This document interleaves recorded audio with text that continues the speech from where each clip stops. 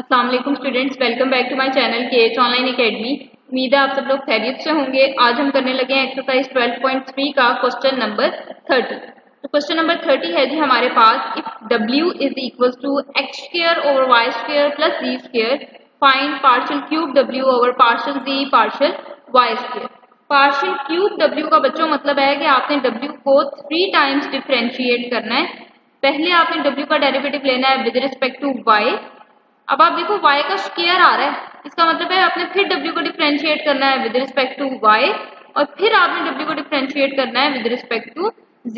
इसका मतलब है पहले आपने w का डेरिवेटिव लेना है विद रिस्पेक्ट टू y, जो आंसर आएगा उसका फिर दोबारा डेरिवेटिव लेना है विद रिस्पेक्ट टू y, फिर जो आंसर आएगा उसका फिर दोबारा डेरिवेटिव लेना है विद रिस्पेक्ट टू z। तो जब आप w का डेरिवेटिव लेने लगे विद रिस्पेक्ट टू y तो इसके सब्स्क्रिप्ट में आप लगाओगे y और यहाँ आप लगा दोगे पार्शियल बाय पार्शियल y। ठीक है,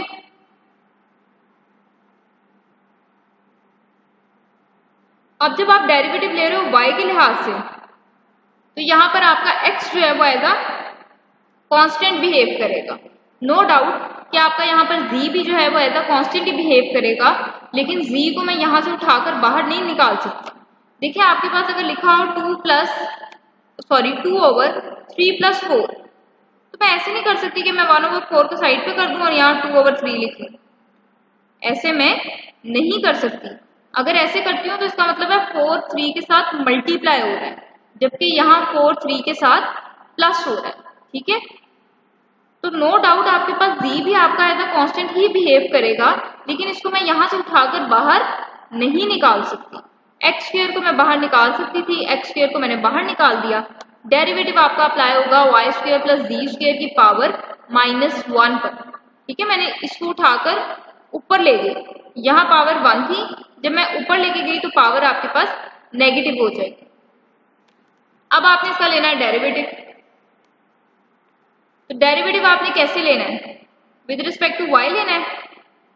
ऊपर पावर आ रही है तो फिर क्या करेंगे, पावर पहले आएगी, पावर में से एक माइनस करेंगे और पावर को छोड़कर आगे आपने अपने इस फंक्शन का भी डेरिवेटिव लेना है। तो ये आपके पास आया -1, आपके पास आया वाई स्क्वायर प्लस जी स्क्वायर, -1 आपके पास हो जाएगा -2। और जब आप इसका डेरिवेटिव लेंगे विद रिस्पेक्ट टू y, बच्चों जब आप वाई स्क्वायर का डेरिवेटिव लोगे विद रिस्पेक्ट टू y तो ये आपके पास आ जाएगा 2y, और जब आप जी स्क्वायर का डेरिवेटिव लोगे विद रिस्पेक्ट टू y तो ये आपके पास हो जाएगा 0। अब 0 प्लस 2y आपके पास क्या आ जाएगा, 2y आ जाएगा। ठीक है, एक्स स्क्वायर को जब -1 से मल्टीप्लाई करेंगे आपके पास आएगा -x का स्क्वायर। आगे आपके पास लिखा हुआ है वाई स्क्वायर प्लस जी स्क्वायर, इसकी पावर है आपके पास -2 और आगे आपके पास है 2y। अब जब आप इस 2y और इस -x स्क्वायर को मल्टीप्लाई करेंगे तो आपके पास आ जाएगा -2x स्क्वायर y, ये वाला 2, ये x स्क्वायर और ये y, माइनस का साइन आपने पहले लगा दिया, आपके पास आ जाएगा 2x स्क्वायर y और साथ लिखा हुआ है वाई स्क्वायर प्लस जी स्क्वायर होल पावर -2। ये तो बच्चों आपके पास आया w का derivative with respect to y। अब आपने क्या करना है, आपने इसको फिर दोबारा डिफरेंशिएट करना है विद रिस्पेक्ट टू y।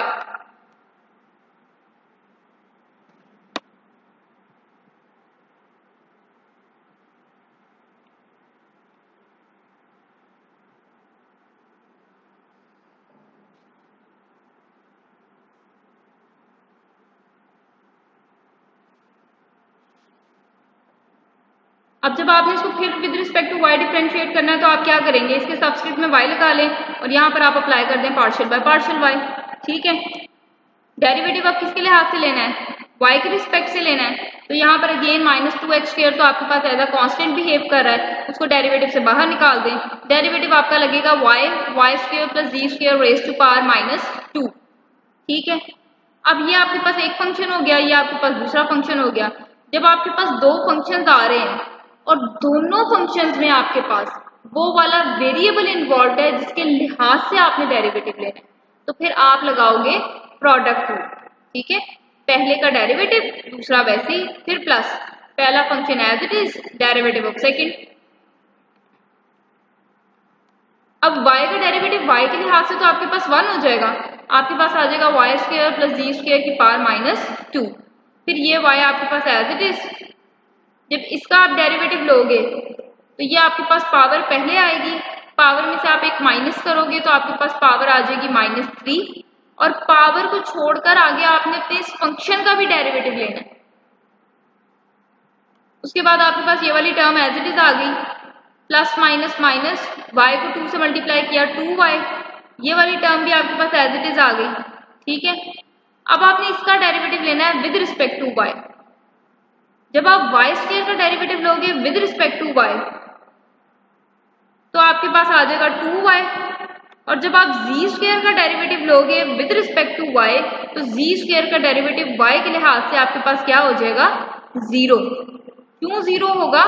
जब आप y के लिहाज से डेरिवेटिव ले रहे हो तो y के अलावा आने वाले तमाम वेरिएबल्स आपके पास एज अ कांस्टेंट बिहेव करेंगे। तो 2y + 0 आपके पास आ जाएगा 2y। ठीक है, अब ये 2y और ये 2y जब आप मल्टीप्लाई करेंगे आपके पास आ जाएगा 4y का स्क्वायर, और आगे आपके पास लिखा है y स्क्वायर + z स्क्वायर की पावर -3। ये आपके पास आया w का derivative with respect to y लिया था, फिर उसका दोबारा डेरिवेटिव लिया विद रिस्पेक्ट टू y, अब आपने फिर दोबारा डेरिवेटिव लेना है विद रिस्पेक्ट टू z। तो जब आपने z के लिहाज से डेरिवेटिव लेना है तो यहाँ पर आप सबस्क्रिप्ट में z लगाएंगे और यहाँ आप पार्शियल बाय पार्शियल z लगा देंगे। ठीक है, अब जब आप z के लिहाज से डेरिवेटिव ले रहे हैं तो ये वाली टर्म तो आपके पास एज अ कांस्टेंट बिहेव करेगी। ठीक है, -2x² आपके पास एज अ कांस्टेंट बिहेव करेगा, इसको आप डेरिवेटिव से बाहर निकाल दो। तो डेरिवेटिव आपका सिर्फ किस पे अप्लाई होगा? आपकी इस वाली टर्म के ऊपर आपका डेरिवेटिव अप्लाई होगा। ये -2x² एज इट इज, अब ये जो डेरिवेटिव है इसके ऊपर भी लगना है और ये डेरिवेटिव आपका इसके ऊपर भी लगना है। जब आप इसका डेरिवेटिव लेंगे z के लिहाज से तो देखें ऊपर पहले पावर है तो पावर पहले आएगी, पावर में से एक माइनस करेंगे, पावर को छोड़कर आगे आपने अपने इस फंक्शन का भी डेरिवेटिव लेना है। उसके बाद जब आप इस वाली टर्म का डेरिवेटिव लेंगे तो डेरिवेटिव किसके लिहाज से ले रहे हैं? z के लिहाज से ले रहे हैं। जब आप z के लिहाज से डेरिवेटिव ले रहे हैं तो यहाँ पर आपके पास 4y² जो है वो एज अ कांस्टेंट बिहेव करेगा और उसको आप डेरिवेटिव से बाहर निकाल दो। तो डेरिवेटिव आपका लगेगा y² + z² की पावर -3 पे। ये -2x² आपके पास एज इट इज, ये -2 भी as it is, y² + z² की पावर -3 भी एज इट इज। अब जब आप y² का डेरिवेटिव लोगे z के लिहाज से तो वो क्या हो जाएगा 0, और जब आप z² का डेरिवेटिव लोगे z के लिहाज से तो वो आपके पास आ जाएगा 2z।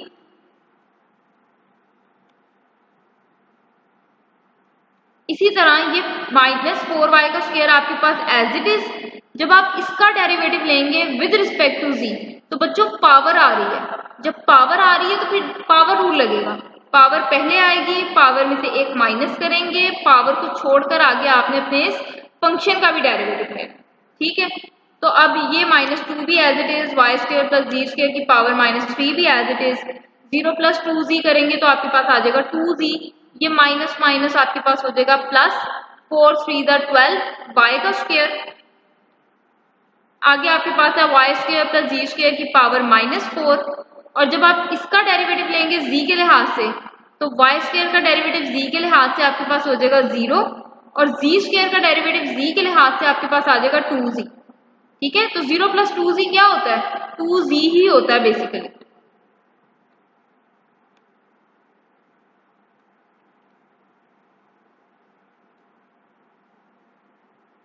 अब आप देखें ये -2x का स्क्वायर, -2 और ये 2 आपके पास -4 हो जाएगा, साथ z लिखा हुआ है वो आपके पास वैसे ही आ जाएगा। ये वाली टर्म भी आपके पास एज इट इज आ गई। अब 12 2s are 24, y का स्क्वायर z, ठीक है 24 y का स्क्वायर z, और साथ आपके पास लिखा y² + z² की पावर -4। अब इसको आप अंदर मल्टीप्लाई कर दो। जब इसको इसके साथ मल्टीप्लाई करोगे तो minus minus plus 2 4s are 8x²z, ठीक है, और इसकी पावर आपके पास नेगेटिव है, पॉजिटिव करने के लिए मैं नीचे ले आई।